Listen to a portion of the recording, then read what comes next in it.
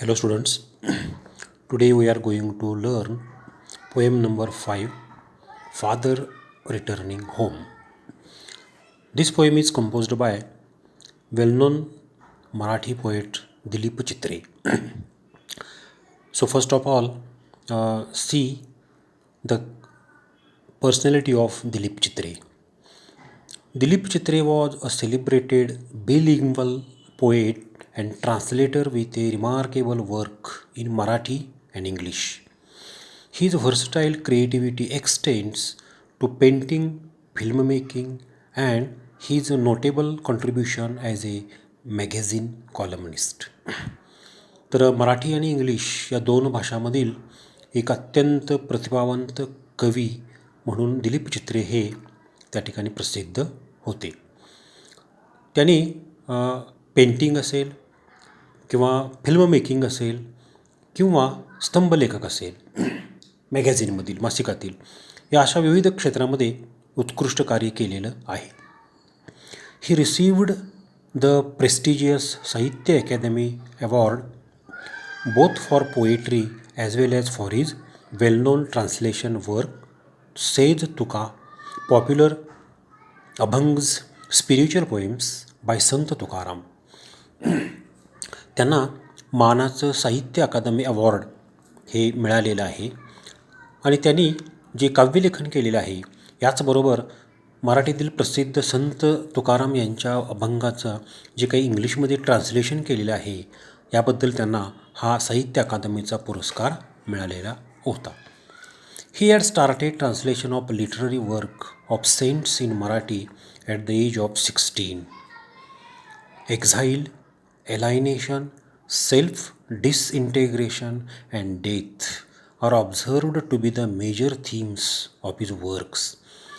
त्यांच्या साहित्याचा जर आपण विचार केला तर काही महत्त्वाच्या विषयावरती त्याने आपलं लक्ष केंद्रित केलेलं होतं की त्यामध्ये असेल हद्दपारीसारखा भाग असेल, अलिप्तता असेल किंवा त्या ठिकाणी स्वतःला समाजापासून गर्दीपासून दूर केलेला भाग असेल किंवा मृत्यूसारखं एखादं अटळ सत्य असेल. तर अशा अनेक महत्त्वाच्या विषयावरती त्यांनी काव्यलेखन केलेलं होतं. दिस poem is taken from Traveling in a Cage. It draws a portrait of a suburban commuter. आता ही कविता आपण जी अभ्यासायची आहे ती त्यांच्या ट्रॅव्हलिंग इन अ केज या काव्यसंग्रहातून घेतलेली आहे आणि या कवितेमध्ये एका दररोज प्रवास करणाऱ्या प्रवाशाचं वर्णन कवीने केलेलं आहे. It depicts his dull, monotonous, exhausting and equally pitiable daily routine. दररोजचं कंटाळवाणं तेच जीवन जगणाऱ्या एका व्यक्तिरेखेचा आढावा त्याने या कवितेत घेतलेला आहे. It describes a forced alienation at home which is reflected through the stale food and lack of sharing. याचबरोबर या कवितेमध्ये ज्या वडिलांचं वर्णन केलेलं आहे त्यांच्यावरती लादलेलं एक प्रकारचं अलिप्त जीवन, याचबरोबर त्यांना मिळणारं शिळं अन्न असेल किंवा कुटुंबातील सदस्यांचा संवादाचा अभाव असेल अशा अनेक पदरांचा उलगडा या कवितेमध्ये दिलीप चित्रे यांनी केलेला आहे. His children refuse to share their joys and sorrows with the hardworking father who as a result is forced to retire into solitude. अर्थात या कवितेमध्ये जे वडिलांचं वर्णन केलं आहे त्यांची मुलं आपल्या वडिलांच्या बरोबर आपला आनंद असेल, दुःख असेल हे कधी शेअर करत नाहीत. म्हणून अतिशय आयुष्यभर कष्ट केलेल्या या वडिलांना जेव्हा जीवनाच्या शेवटी असा एक तुटकपणा अशा आयुष्याचा जेव्हा वाटा येतो त्यावेळी त्यांच्या भावभावनांचं चित्रण कवीने या ठिकाणी केलेलं आहे. This very painful loneliness is a symbol of man's isolation from the materialistic man made world. आता आधुनिक जगाचा आपण जेव्हा विचार करतो त्यावेळी त्या मानवनिर्मित अशा अनेक भौतिकवादी गोष्टी आहेत की ज्यामुळं माणूस हा माणसापासून दूर गेलेला आहे. याचं उत्कृष्ट उदाहरण आपण जर बघितलं तर मोबाईल फोन. म्हणजे माणूस मोबाईलच्या माध्यमातून सगळं जग जवळ आलेलं आहे असं आपण एका बाजूला म्हणतो, पण संवाद जो आहे हा मात्र त्या ठिकाणी तुटक झालेला आहे. म्हणजे मॅनमेड वर्ल्ड जे आहे की ज्याच्यामध्ये आपल्याला अनेक भौतिक सुविधा पाहायला मिळतात, तर त्या काही वेळेला ते आपल्याला नकोशा वाटतात किंवा माणसाला माणसापासून दूर करणारे आहेत असं आपल्याला वाटत असतं.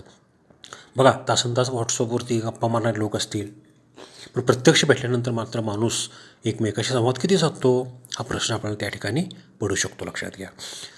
ठीक आहे, तर आपण आता या कवितेचं जे काही वाचन आहे ते समजून घेऊया. Father returning home. So this is the title of the poem. म्हणजेच या ठिकाणी घरी परतणारे वडील.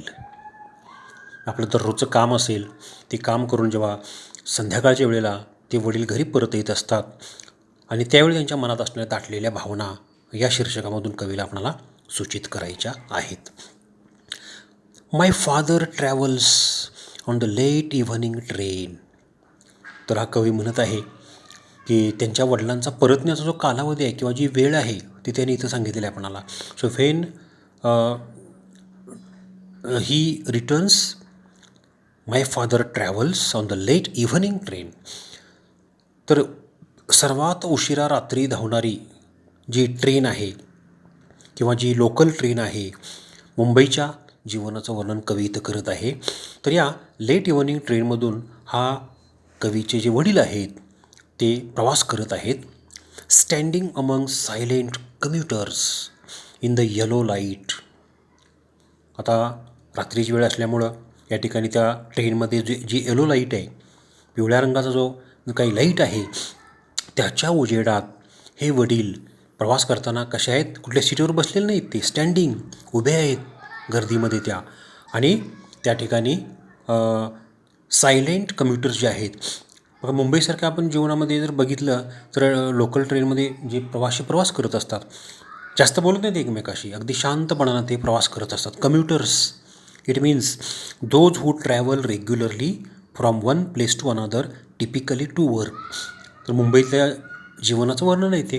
दररोज कामावर जाण्यासाठी आणि परतण्यासाठी ट्रेननं प्रवास करणारे जे प्रवासी आहेत त्यांना कम्युटर्स असं या ठिकाणी म्हटलेलं आहे. Suburbs slide past his unseeing eyes. आणि मग हे वडील जेव्हा त्या ठिकाणी रात्रीच्या वेळेला घरी परतत आहेत तेव्हा त्यांना निसटून गेलेला आपला सगळा भूतकाळ हा त्यांच्या नजरेसमोर अवतीर्ण होतो, त्यांना दिसतो. His shirt and pants are soggy and his black raincoat stained with mud. आता त्यांच्या पोशाखाचं वर्णन केलं आहे कवीला की त्यांनी जे कपडे परिधान केले आहेत ते कसे आहेत नेमके. So his shirt and pants are soggy, अर्थात खूप मळलेले आहेत ते. त्या ठिकाणी खूप जुने झालेले आहेत शर्ट आणि पॅन्ट्स. आणि त्यांचा ब्लॅक रेनकोट जो आहे, काळ्या रंगाचा रेनकोट घातलेला त्यांनी, तो स्टेन्ड विथ मड. तर त्याच्यावरती भरपूर असा चिखल, त्याचे डाग पडलेले आहेत चिखलाचे. म्हणजेच ते दिवसभरात कुठं जेव्हा गेलेले आहेत त्यावेळी चिखलातून प्रवास केलेला आहे त्यांनी. त्या चिखलाचे डाग त्या रेनकोटवरती पाहायला मिळतात. And his bag stuffed with books. त्यांच्या खांद्याला एक बॅग आहे, त्यामध्ये भरपूर पुस्तकं अशी अजून काही ओसंडून वाहत आहेत. भरगच्च अशी ती बॅग भरलेली आहे, वेगवेगळ्या प्रकारच्या पुस्तकांनी भरलेली आहे. Is falling apart. आता पुस्तकं एवढी जरी आहेत तरी पण त्यांनी या ठिकाणी सांगितलेलं आहे की it is not good life. Okay, म्हणजे पुस्तकं आहेत पण त्यातून मिळणारं जे काही सोबत आहे ती मात्र या वडिलांना कुठं नाही आहे असं कवीला ठिकाणी सांगायचं आहे. ठीक आहे, तर आपण नेक्स्ट व्हिडिओमध्ये पुढचा भाग बघायचा आहे. ओके.